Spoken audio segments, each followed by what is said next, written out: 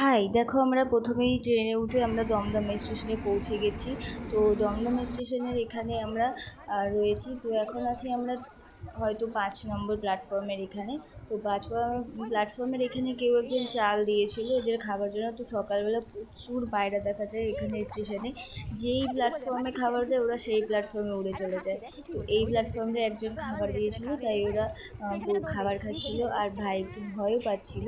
তো আমরা এখানে দেখছিলাম পায়রা অনেকগুলো একসাথে রয়েছে, তাই এরা খাবার খাওয়া হয়ে গেলে আবার উপর দিকে উড়ে চলে যায়। তারপরে দেখো বাবা আর ভাই এই নিচের দিক থেকে আসছিল, আমরা প্ল্যাটফর্মে দাঁড়িয়েই ছিলাম। তারপরে আমরা ওখান থেকে ডানকুনি লোকাল ধরে দক্ষিণেশ্বর স্টেশনে পৌঁছে গেছি এখানে মায়ের দর্শন করব বলে। আর দেখো তারপরে আমরা ব্রিজে উঠেছি। তো যেই ব্রিজটা থেকে যেতে হয় এই ব্রিজটা থেকে বাবা আর ভাই, মা, আমি, বোন, আমরা এই ফ্যামিলির লোকই গেছিলাম। তো মায়ের মন্দিরের সামনে এখানে আমরা চলে এসেছি গেটের এখানে। এখন ভেতরের দিকে যাচ্ছি, যেহেতু আমরা ভাই, বাবা এরা চান করবে, তারপরে আমরা পুজো দিতে ভেতরে ঢুকবো। তো তাই জন্য আমরা ঘাটের দিকেই যাচ্ছি।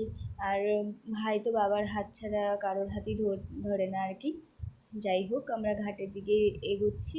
আর দেখো ঘাটের এখানে চলে এসেছি। দেখা হচ্ছে নেক্সট ব্লগে। বাই।